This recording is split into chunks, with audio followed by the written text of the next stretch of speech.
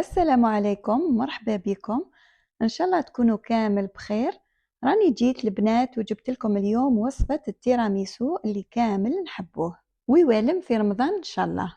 جبتها لكم بطريقة سهلة ومقادير مضبوطة، نتمنى تجربوها وتبحثوا لي تطبيقاتكم. حبيت نقطع لكم شوية هنايا باش تشوفوا الطراوة والخفة نتاعها. قبل ما نبدأ نشكر كامل المتابعين الجدد اللي لحقوا بينا ونقول لهم مرحبا بكم في قناتي. دوكا نبداو بسم الله. باش نحضر بسكوي بودوار، حطيت هنا 5 صفار بيض وجبت حبة بيض كاملة خفقتها مليح وديت منها ملعقة كبيرة فقط. نزيد عليها ملعقة كبيرة سكر ونخلط حتى يولي الخليط كريمي. كي يطلع مليح نزيد عليه الكمية الأولى تاع الفرينة اللي هي 70 غرام. نخلط كل شيء مع بعض حتى يولي بهذا القوام ونحطوه بجهة. هنا عندي 6 بياض بيض بحرارة الغرفة، نكون خرجتهم من قبل من الثلاجة. نضيف عليهم قرصة ملح ونزيد عليهم ملعقة كبيرة من جيت سيترون ونطلع شوية بالباتور. من بعد نضيف 3 ملاعق سكر، نضيفهم غير بالعقل. وانا راني نطلع في البياض حتى يطلع مليح ونتحصل على الباك دوازو. نجيب الخليط الاول ونزيد عليه بياض البيض اللي طلعته من قبل، نزيد غير بشويه ونخلط من الفوق للتحت غير بالعقل باش ما يهبطليش. نزيدو على 3 خطرات ولا 4. ومن بعد في الاخير راح نضيف المقدار الثاني تاع الفارينة اللي هي ملعقة كبيرة مملوءة ونخلط من الفوق للتحت حتى تدخل كامل هذيك الكمية نتاع الفرينة في الخليط. نروح نجيب سنيوة ونبوشي فيها هذوك لي بودواغ، نحط وحدة قدام وحدة حتى نكمل كامل الكمية، ومن بعد ندير لهم سكر غلاس من الفوق وندخلهم للفرن اللي كنت مسخناته من قبل على 170 درجة لمدة 30 دقيقة. بعد ما طابوا شوفوا كيفاش جاو، لازم يحمروا من الفوق وياخذوا اللون الذهبي. نخلوهم يبردوا ونروحوا نحضروا لا كريم تيراميسو. اول حاجه نحضروا ماس الجيلاتين. عندي هنا 11 غرام جيلاتين نذوبها في 66 غرام من الماء، راح نتحصل على 77 غرام من ماس الجيلاتين. ناخذ منها هنايا 75 غرام فقط لانه في هذه الوصفه نسحق 75 غرام فقط. دوكا نروحوا نحضروا ان سيرو، درت فيه 200 غرام سكر مع 50 غرام ماء. نخلط شوية ونديه فوق الفرن يسخن حتى يلحق 110 درجة مئوية.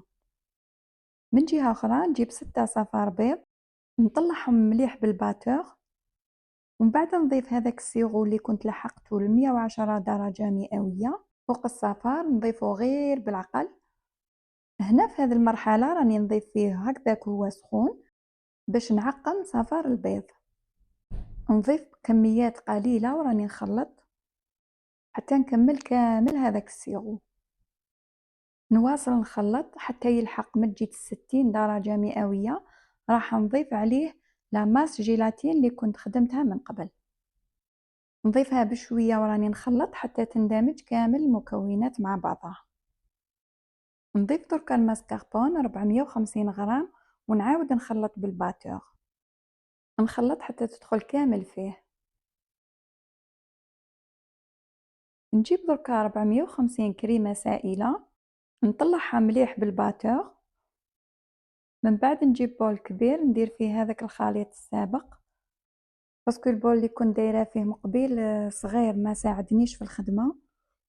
نحط فيه الخليط ونزيد له لا كريم ليكيد اللي كنت طلعتها من قبل، نزيدها غير بالعقل وراني نطلع بلا سباتول ونخلط من الفوق للتحت حتى نكمل كامل الكميه.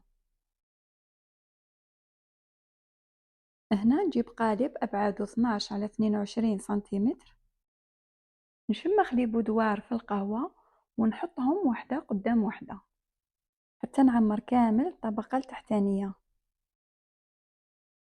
نجيب بوشادوي وندير فيها كريمة تيراميسو ونغطي طبقة لي بودوار كامل بيها. نكرر العملية هنا ونحط لي بودوار وحدة قدام وحدة بعد ما نكون شمختهم في القهوة. يعني نفس الخطوات اللي قمت بهم من التحت راح نقوم بهم في الطبقة الفوقانية. نحط كطبقة أخيرة كريمة التيراميسو، نليسيها بيان وندخلها للمجمد حتى تتماسك حوالي هكذاك 4 ساعات. هنا خرجوا من المجمد بعد ما تماسك، ونسخن الأطراف باش نقدر نحي المول بكل سهولة.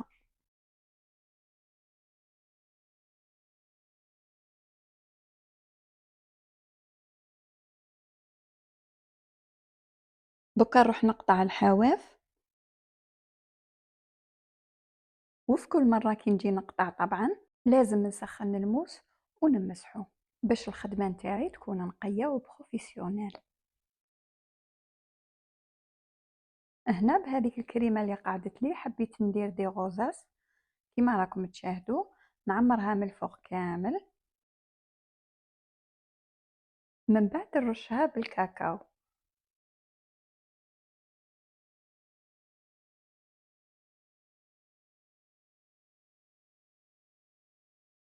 وفي الأخير هذه هي النتيجة النهائية للوصفة نتاع اليوم.